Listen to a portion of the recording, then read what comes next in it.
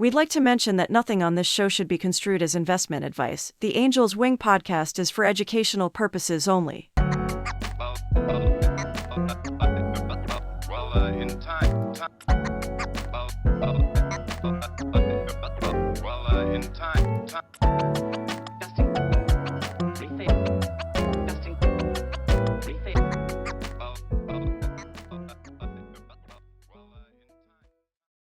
Hello everyone, happy Sunday and welcome to the 28th episode of the Angel's Wing Weekend Chat.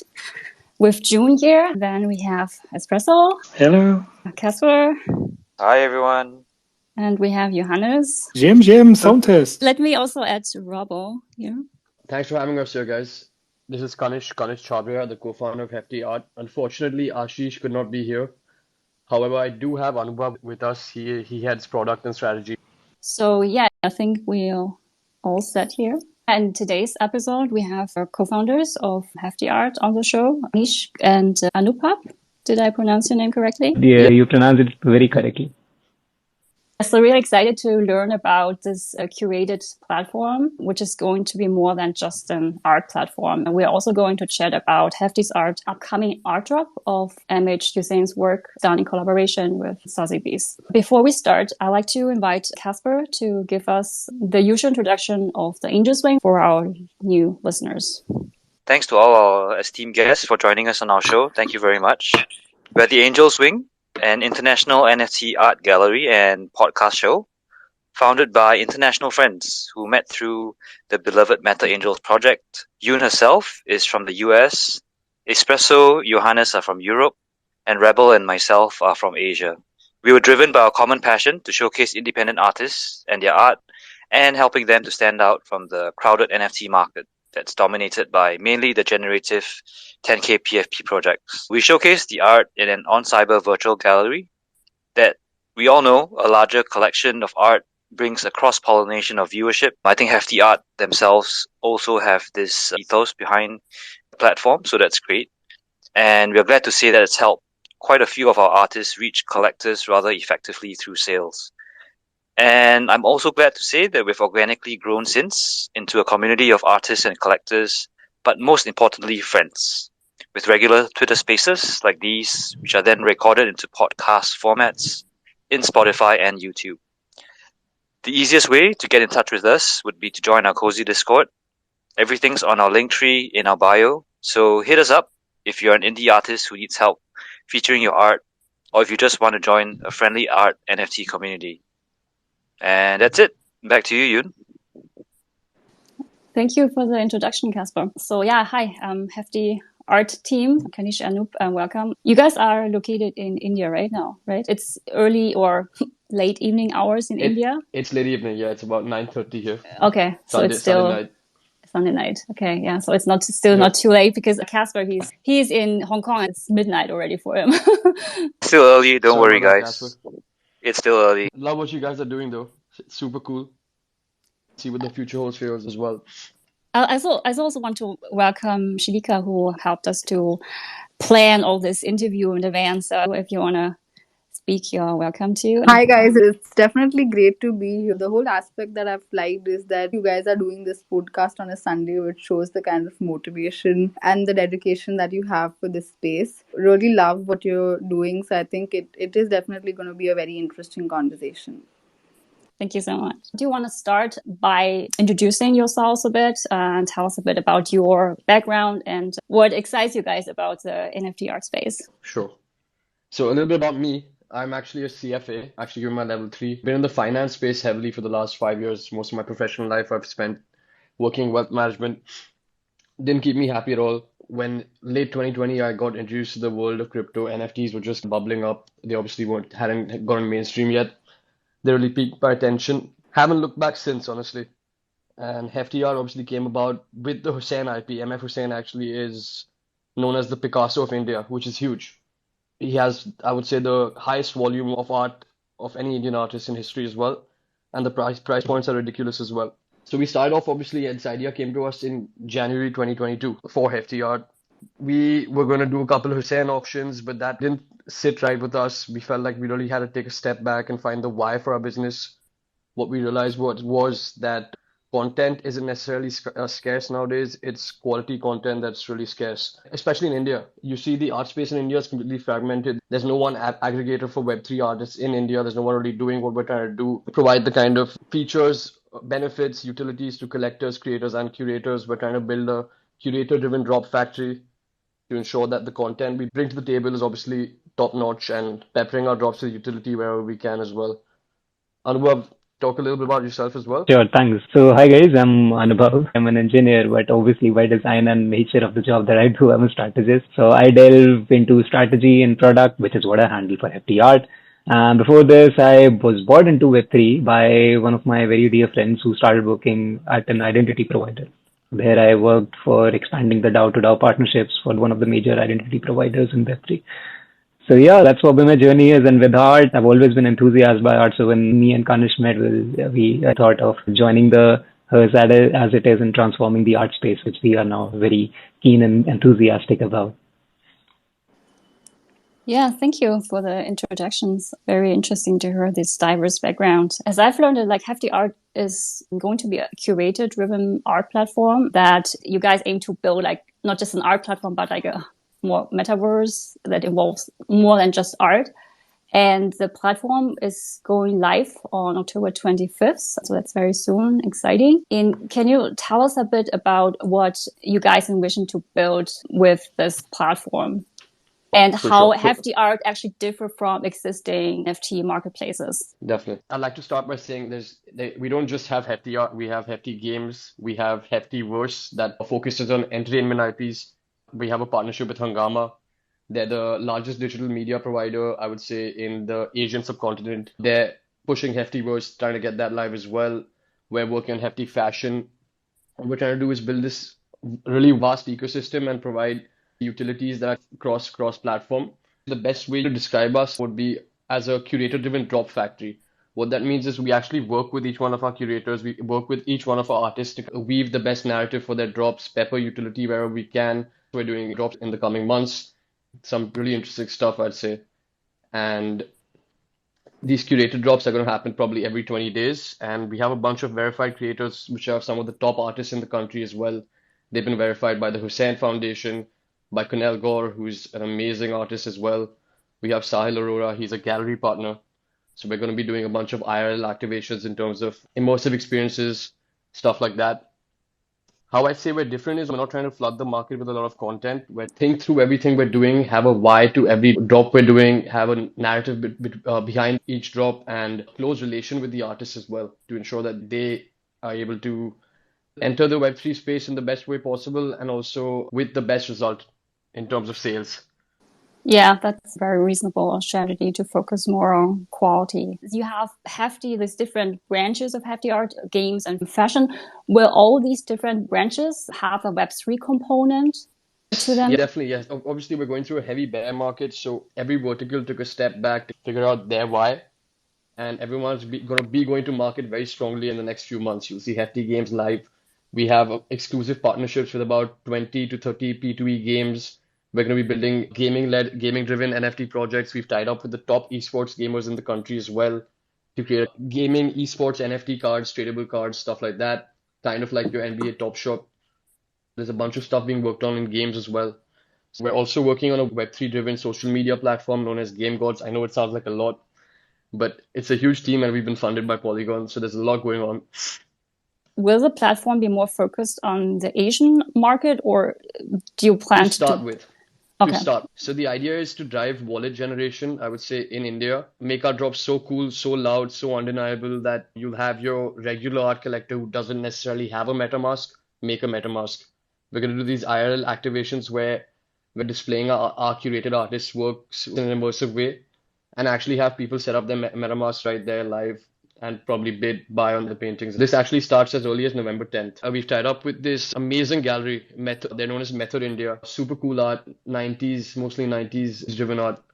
Sahil Arora is obviously the owner of a gallery, close friend of mine. We are working with this artist known as Rohan Jodekar, building this immersive experience with a bunch of projectors, projection mapping, some crazy stuff.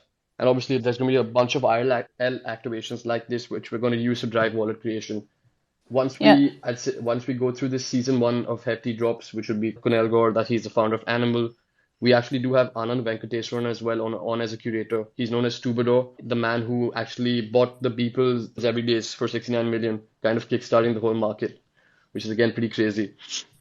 So he actually bought that NFT with Metacoven.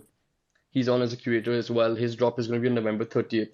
He's going to be doing something with women in crypto. I can't say too much yet, but it's going to be pretty cool. Just like that, we're going to use these first 5, 6 drops as a proof of concept, and obviously have the occasional premium drop with our MFSNs through our partners like Sotheby's. That's a very exciting. How would you describe the degree of NFT adoption or Web3 adoption in India compared to, let's say, the US? That's an interesting question. I would say most young investors, I would say maybe 50% of them do have some sort of crypto holdings. I know it's a random figure to throw out there, but I'm seeing a lot of kids, I'd say 18 to maybe 27, 28. If they invest, they likely hold some ETH. They likely have dabbled in buying an NFT. But obviously, your collector base in India is substantially lower than your collector base in America. Espresso, do you want to go ahead with your question? Yeah, thanks. You mentioned working with several artists, and I was just curious, are these artists that are already well versed in Web3 or NFTs, or do you have to onboard them and drive that adoption as well? So it's a bit of both. We've been extremely agnostic with the genre of art, whether the artist is a Web2 artist or a Web3 artist. One of our criteria is we find the art fresh, we find it dope. That's key. And secondly, is do they have a collector base as well? And that's important is because of this market scenario we're in right now. All of our artists should be able to leverage off the other artists' collector bases, right? That's the whole idea. Yeah, that makes sense. Thanks. You started already describing a bit how art curation works, and you already have the first collaborations with artists planned. But how can future artists partner with Hefty Art? Okay, through our Discord, you can interact, you could get verified through there by our curators. The whole process is you apply to Hefty Art on our platform, which will be live in a few days. There's just a basic form you have to fill up, and then one of our curators will verify you. We're not trying to gatekeep per se, we're just trying to ensure that the content we put out is great. So there's just a very simple application process, which would be through a form or via our Discord. That's how they can probably collaborate with us. That's great. What do you say can collectors expect? What type of special experience they can expect from Hefty Art? I would say utility pepper drops. One thing we're doing that's really interesting is we're giving a soulbound token to every buyer of artwork on our platform. So every time you buy a piece of art, you also get another NFT with it, which is a soulbound token. These soulbound tokens can then be redeemed after a period of, let's say, 6 months for certain utilities. We're going to have an MFSN fractional drop. Now that's going to be a super high value painting, and our top collector is going to get maybe 3 to 5% of the sale value of the painting by, say, exchanging these soulbound at these SBTs with us. Thank you. So do we have any questions from a co-host before we move on, talk about the auction? Johannes, please go ahead. Because you are right now partnering with Sotheby's, where you are doing a physical drop, is there also something that you are going to plan later on, that you are not only focused on NFTs, but also on physical items? Because the concept looks very interesting for me. Is that something that you are also doing later on, or is it just for the marketing ramp up? Oh no, it's a recurring you're going to see happening with Hefty, and every time we do anything physical, it's going to be linked to an NFT. The whole idea is we have the digital asset acting as a certificate of authenticity. It's going to happen in future Sotheby's drops. It's going to happen in some of our curator drops. It might happen with some of our creator drops as well. But every time there's a physical work involved, that physical work will always be linked to an NFT. And the whole idea being that this kind of allows the price history to be seen by everyone. The royalties obviously are great, and you can check exactly where the painting has come from. So let's say I bought the painting from a certain gallery. I want to get my painting restored maybe 10 years down the line. Because of this, the entire blockchain transaction history is showing us exactly the provenance of the painting. We can then get our painting restored by the original gallery itself. So it's beneficial on all fronts, and that's the narrative we're trying to push. Cool. So it's a certificate for the physical item, the NFT. Basically, yes. And it's obviously a cool item to hold. The value you assign to the NFT is obviously based, I'd say, a more intrinsic thing, a more personal thing. So I might have a more digitally native artist purchase this Phygital piece and not really care much about the physical work itself. It really depends on the buyer. I see. Cool. Asper? Yeah, guess you guys have fixed your chain of choice to be Polygon as your key partner. What are the thought process and challenges behind how you guys decided on this chain? And I guess how do you see the chain evolving going forward? Because obviously, as we all know, the key blockchain of choice is still Ethereum. Of course. Yep.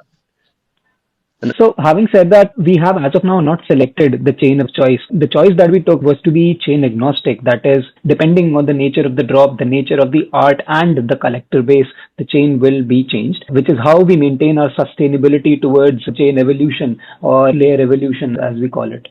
Ah, I see. Okay. Sorry, I misunderstood. I thought you guys were fixed on Polygon. Very No, but simple, Polygon is flexible. definitely going to be one of the chains that we're going to be experimenting with for a couple of drops. So are you able to elaborate a little bit on your thought process behind this? Because we actually have quite a few artists who in our early days were asking about the different chains, whether to mint their art on Polygon, Ethereum, some of them even explored Phantom. So if maybe you could just have a quick chat about how you guys are thinking about this whole process, that would be great. Thanks. So one of the metrics that we do, I'll say, configure while eventually choosing or forming a very good matchmaking pair of a drop and the associated chain is number one, the collector base. Number two, it's a certain metric that we have mathematically coined ourselves. It's the ease of transition for an artist. Now that in Web3, we should break the paradigms by first principle method. Working in and along with artists and researching with artists, we did see that there was some indifference towards certain chains because of their difficulty or them not being that creator friendly. Having said that, we match that factor, and at the same time, we do see what amount of users are there, number of wallets, and what's the volume of transaction that has been registered onto that chain. We're also talking about the major NFT volume and then split it out in different domains as well. For an example, an indie art, what is its percentage of performance among the total volume logged on the blockchain itself. So yeah, we do take these metrics in mind, both consumption as well as the sustainability of it. While I'm talking sustainability, it also includes the carbon footprint that a lot of people might be inhibited for, which is also what we choose out eventually with each drop. As if we could pair out the utilities, we're also maintaining our SDG goals towards making every drop. Cool. Thanks for sharing. I had originally a similar question. So is one of the reasons also that the adoption of Polygon is higher in India? This has certainly been one of the reasons because of Polygon's, I'll say, no gas scenarios. The amount of collector base in India on Polygon is fair, but you'll be surprised to see the number, how many Ethereum wallets are also there. Having said that, the South Asia demography is fairly conscious towards these gas costs as well as the carbon footprint that we're actually putting out. And hence, you can say at some level, Polygon does rules over the first priority as of now with how many artists that we've talked to. But Ethereum, Solana, Cardano, these are all right up in the lane with all their very good reasons. But yeah, answering your fellow question, yeah, Polygon does seem to be a popular choice in the ecosystem of South Asia. Okay, thank you. Espresso. Yeah, thanks. So follow-up question on that. I noticed with interest that you're partnering with Polygon, and I was wondering if you could elaborate a bit on what kind of help and support you get from Polygon itself. Do they help you with new wallet creation process, for example, or any other types of assistance? Ashish, our co-founder, built a great relationship with Sandeep Nel. They came up with the idea of Hefty together. Sandeep is obviously a part of Hefty as well. He's the founder of Polygon. So there is a lot of close work that happens on a day-to-day basis with the Polygon team. Polygon has actually formed a DAO known as the eDAO. You guys should check it out. They're doing some amazing work. Anand Venkateshwaran actually heads that DAO as well. They are the inflow engine that's working to build Web3 products for all these companies that they can invest in, Hefty being the Genesis company. And the eDAO team is built with members from the core team of Polygon. They obviously do provide technical support. They provide strategic support, advice. They're going to help us make the maximum noise about our launch once we do go to market, which is the next 4 or 5 days. So I would say, yeah, we work pretty closely with the Polygon team. And they've been super helpful. And although there's a lot going on with the Polygon team, they seem to somehow make time for all their projects, which is great. Yeah, that sounds super useful. Thank you. Do you want to switch to art now? Because I want to. So one of the first art jobs on Hefty Art would be the work by renowned Indian painter Hussein. So the painting is a very striking abstract piece of a horse, and it's titled Fury. And this painting will be auctioned at Sotheby's in London, I believe. Correct me if I'm wrong. You're correct. Okay. And it comes with 721 token on the Polygon blockchain. Do you guys want to introduce or give us an introduction of the artist and the background For of sure. the Fury piece? 100%. MF Hussain, obviously known as the Barefoot Picasso, Picasso of India, what have you. Active, I would say, from the 1940s, 1950s to the early 2000s when he died, which was around about 2011. His horses are synonymous with him, kind of iconic to him. You see a horse, that kind of this modified cubist style of painting. So Hussain. So he's one of the biggest artists to come out of the Indian subcontinent or Asia for that matter, which makes this a huge deal. The Hussain Foundation works very closely with us. His son Owais is a part of us as well, coming on board as a curator and as an initial part of Hefty. Now, why we picked a later painting of Hussain is super interesting to us, and I think you'll find this interesting as well. We picked a painting from the year 2000. 2000 was actually the year of the peak of the dot-com crash. The same thing we're seeing with NFTs and crypto, I'd say, in 2022. We picked that painting from 2000 as a symbolic reason. You had your Googles, your Amazons come out super strong after the dot-com crash. The same way in Web3, projects that are actually building towards the future, building in this bear market, trying to drive value to their community. You'll see a lot of these projects come out strong as well. So that's why we picked a painting from the year 2000. That's a great symbolic meaning. The artist passed away in 2011, I think. And his artwork is managed by the MH Hussain estate. So it's just like family. His son actually runs the estate. His name's Owais. He lives in Dubai. And he's obviously super excited to use his father's work to help us build this platform, because these drops are obviously high value, right? They'll drive some revenue in, they'll drive a lot of money into Hefty Art, which will allow us to build an ecosystem for these artists, for these curators, build towards that metaverse we're trying to build towards. And he's happy that his father's paintings are able to build such a venture. I assume there will be also future art drops of Hussein's artwork.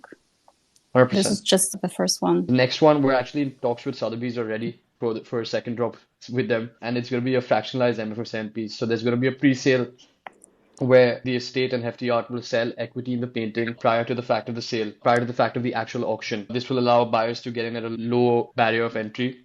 You can own a percentage of it for $1,000. The math of that is still being worked out. But there's going to be a pre-sale of equity. And then when we actually have the auction, the buyers who actually hold the equity in the painting will have the opportunity to make a percentage gain on the sale. I was actually reading a bit about that piece, and I found it very interesting that the artist is saying he studied in the 1950s Chinese paint about, because in China people made these ceramic horses or horse art since a long time. I think he was inspired by that, and he combined particularly his interest for horses with this auspicious color red, which is like very striking in general in Chinese culture. I'm not sure whether this also is a thing in India. Like in China, red is very auspicious and lucky color. Like in China, in India also, red is also considered an auspicious color, a color of energy, the color that drives the fire of engines of life. I suppose when MF Hussain was actually Mr. MF Hussain was actually building this beautiful piece, I suppose this is what he thought, the creation of life as he wants to call it. So I suppose that's what the artistic philosophy behind it has been. This is the philosophy that we would definitely want to iterate by actually. This is what exactly Hefty Art stands for. Having said that, no other good painting could be a better start for us, specifically with Sotheby's. Thank you. Johannes, go ahead with your question. So first of all, I really like that piece because these red colors are amazing, and I would really be interested to see it in real, because right now I can only see it on my screen. This must be an awesome piece in reality. I visited the website hefty.art, and of course this piece is exclusively shown on the website. And there's one sentence which made me confused. It is said there, this is the first time one of the greatest masters of Indian contemporary art is going to be selling his works through a Phygital auction, making the sale as a historic event. First of all, I was a little bit confused about the term Phygital art, which means physical and digital. That was the first thing which made me interested.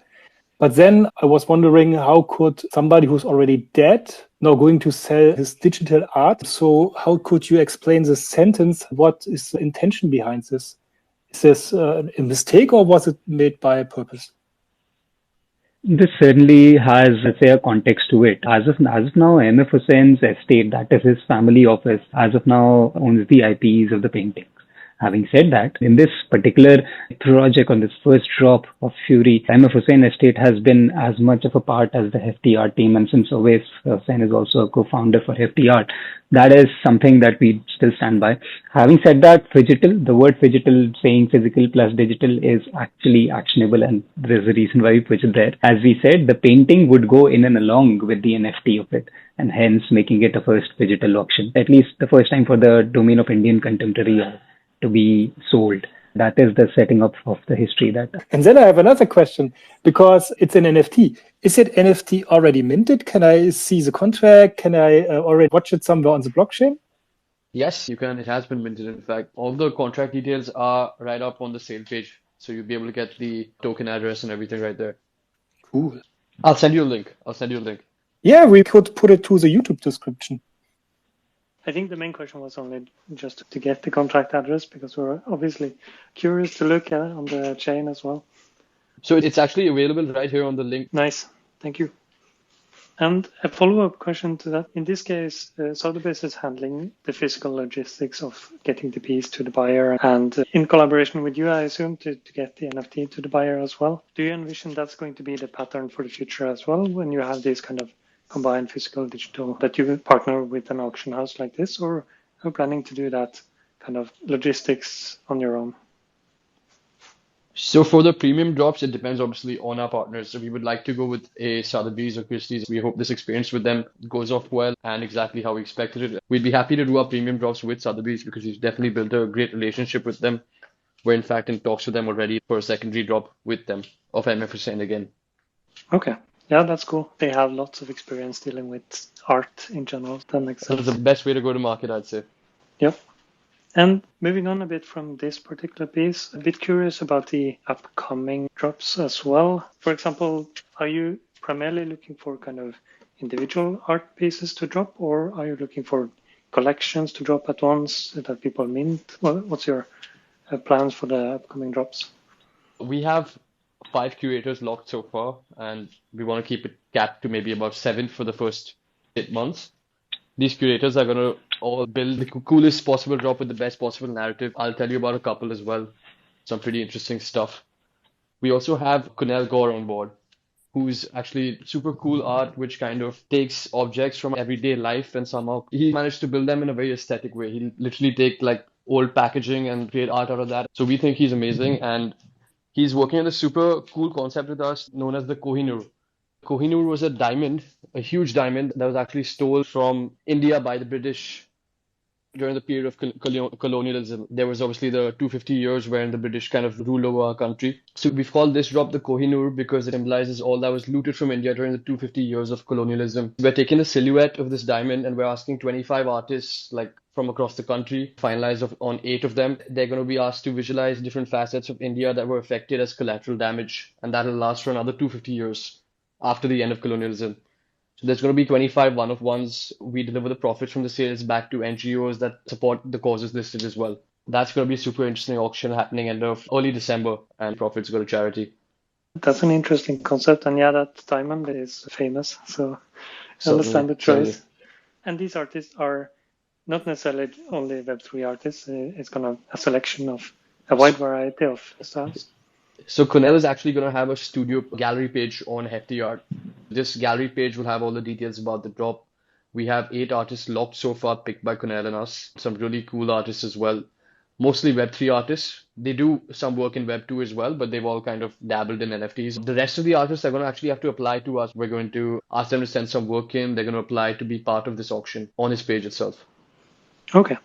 Cool. You guys really focus on the traditional art market, but want to recreate it and add this Web3 component to it. For instance, as a certificate of ownership, the NFT token, for instance. For sure. I think that's well put. But I wouldn't say we focus on the traditional art market. We're trying to disrupt it by obviously adding NFTs with a bunch of gallery partners. We're doing a bunch of shows and exhibitions with a bunch of galleries that are actually in Mumbai city where we're located. This is the first time these Web2 galleries are going to have all their pieces be phygital. So yes, we are focused on disrupting the traditional art market, but with curators such as Anand Venkateswaran, Sharuk Amin, who's from Kuwait.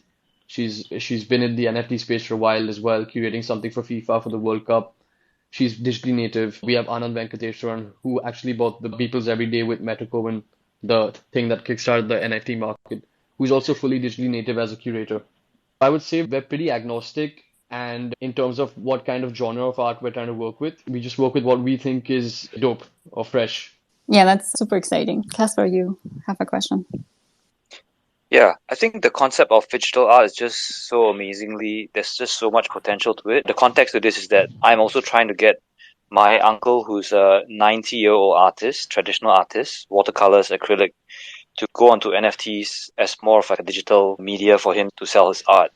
But my question is, from your perspective, is that Phygital component of that NFT really just that certificate of authenticity, or would you guys be comfortable if the space evolved into, let's say, people who bought this MF Hussein piece, a Fury, and the guy that bought it and got the NFT sells the NFT separately, and then you would actually have two people in the world, one owning the physical piece and one owning the NFT. Do you think that creates confusion, or do you actually see that as a good development in the space? See, that's an interesting thought as well. We have to really question right now, as people spend more time online and spend more time in the metaverse, develop into these digital assets will actually hold more value because people will be experiencing them more and more. And because right now, Sandbox has lesser than 500 daily active users a day, right? So we're not there yet. I wouldn't mind necessarily if the pieces were delinked. It might create a bit of a confusion, and the physical pieces holder might not necessarily be the happiest. So that's something you definitely have to look into. But a question we've been pondering as well. I think it's interesting that you put it out there. Yeah, because obviously I want to support digital. We're all in this space, right? For sure. But obviously I've spoken to the more senior generation, and Right. they always just give this response of, but you can't feel the art.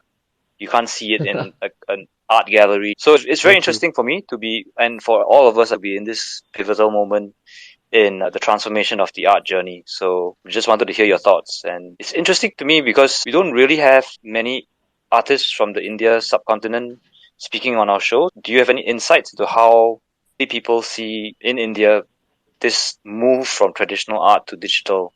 Is it really a wave you can see coming on in, I would say, the next year or two, or is it more of a 5 to 10 year thing?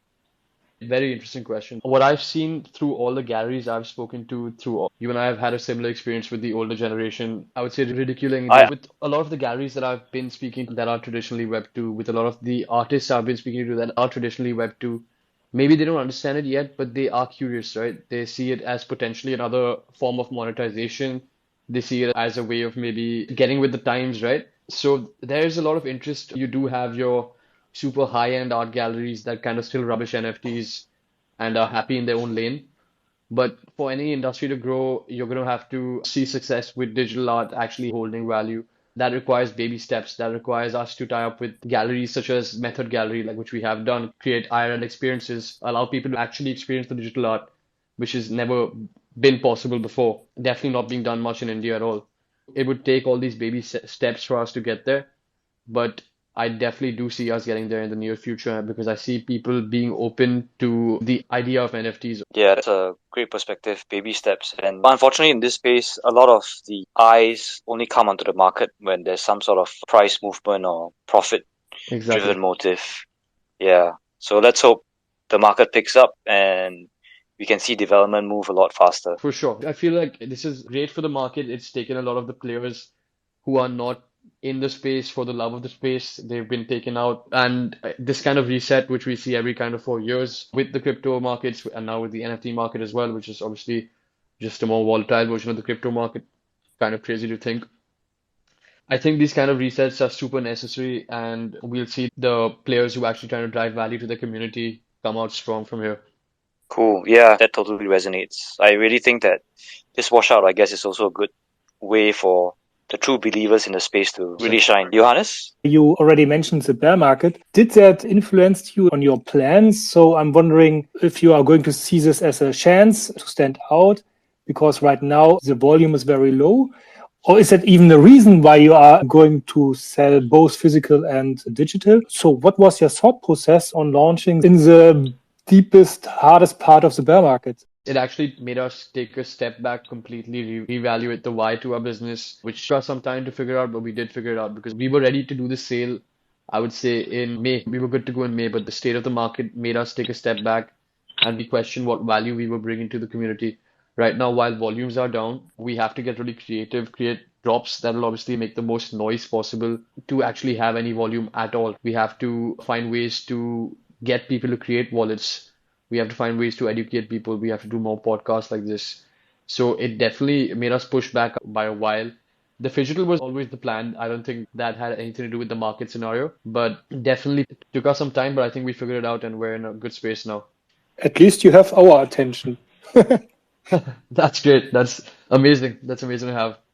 But you guys are doing some great work as well, and it's super interesting, and I'd love to see how it develops as well. So, Kanish, how would you predict the future of the art market in general? Do you think that the traditional art market will merge with the NFT market, since we're talking about all these art drops? And what do you think will be more valuable in the future if there won't be a merge like of both sides?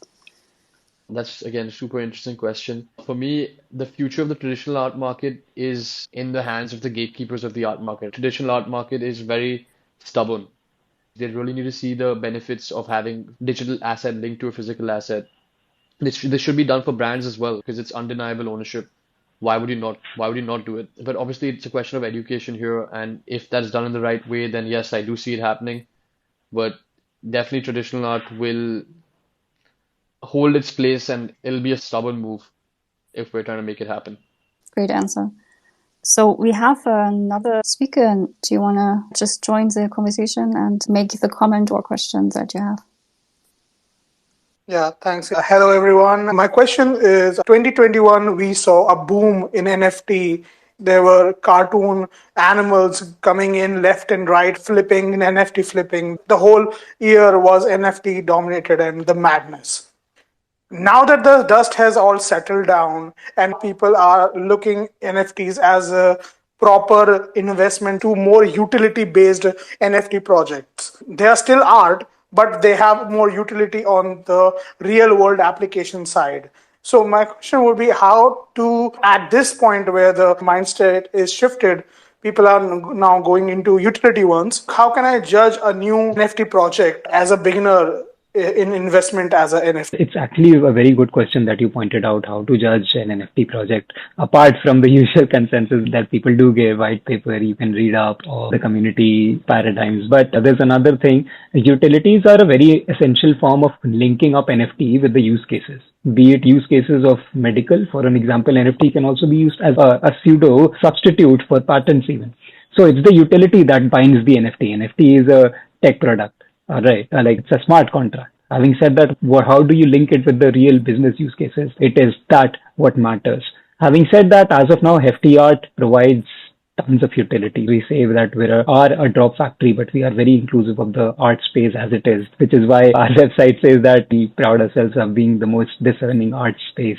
Having said that, the utilities will be linked to the programs that we're picking up. For an example, create a residency program that's targeted towards bringing the talented artist and making them an economic incentiveness for themselves in the Web3 space. The utilities also bind the over inclusion of this art space and the mutual benefits that you'll be giving. For example, KQ listed out a good example that how we are doing a lot of gallery events or events wherein we're bringing in creators together to not just educate them, but actually increase the collaboration. As I have actually witnessed, this is another under the hood talk that one of our, let's say, leading spotlighted artist is now collaborating with someone else as well within our own art space. So it is these collaborations that we want to touch on. Hence, this is one of the major metrics that you could look around apart from the community numbers, community engagement, and the tech and the smart contracts and the governance that we use. I'd want KQ to actually step on. For sure. So the idea of mixing utility and art is obviously a very dicey one. What are you buying the NFT for? Is it the art or is it the utility? The end buyer has to understand what he's getting into and what he's paying for. Having said that, there are still things you can do to, I would say, interestingly pepper in utilities to some of your drops and also drive wallet creation at the same time. And do this when it's reasonable. So one thing we've done is we're working with this well-known sculptor known as Arzan Kambata. So he's done this sculpture of the INS Vikrant. The INS Vikrant was an old Indian maritime warship. It was used in the India-Pakistan war in the 1970s. The Navy members, they're super emotionally connected to that ship, and it's a very patriotic feeling that's invoked in every Indian. Now, that ship was decommissioned and it was sold for scrap in 2013. The Navy members have actually bought this scrap of the ship, kg by kg, and commissioned Arzan to make a sculpture out of the remaining scrap of the ship. That sculpture's in Mumbai today, huge. And what we've done is actually got our hands on some of that remaining scrap of the ship, which is very limited in quantity, of course. And we've actually done a collaborative drop between Arzan Kambata and the Bangalore Watch Company, which is the only premium watch company in India, to create a collection of watches made out of the scrap of the ship designed by Arzan, the sculptor. These watches are only going to be accessible through these utility NFTs, which are also coincidentally art created by another artist that we've verified. So these are going to be $100 pieces of art, and they allow you the right to purchase this limited edition of watches, which is going to be about 60 watches. All right. Thank you so much. We are also running a little bit out of time, and in our group chat, the Degans needed to wait until now. So the question is, on Hefty.art, there is something written about the free mint. When mint? Where can I get it? Yeah, this has been a question that has been coming to us, a lot of us. Keep visiting our website, check our Instagram. We're coming with that free feature very soon. We're actually excited about that, but hey, we're keeping a tight lip about it. No, but definitely, I would say in the next 30 days that the mint will be live. I just wanted to say, so please tell us first. Of course. You guys are friends now. Cool. All right. If we don't have any further questions, I would like to close the space now. I want to thank Kanishk and Anup for this wonderful discussion and introduction about Hefty Art. It was very exciting, and we can't wait to see what you guys are going to build. Thank you also to our co-hosts for their great questions and this very exciting conversation. Have a happy Sunday, everyone, and talk to you And of next course, Sunday. good luck for the auction, guys. Thank you. Amazing. Thanks, guys. Thanks for having us. Love being here. Thanks. Thank you. Happy Sunday, guys. Bye. Take care, guys. Bye. It was a great discussion, but I'm priced out for this piece.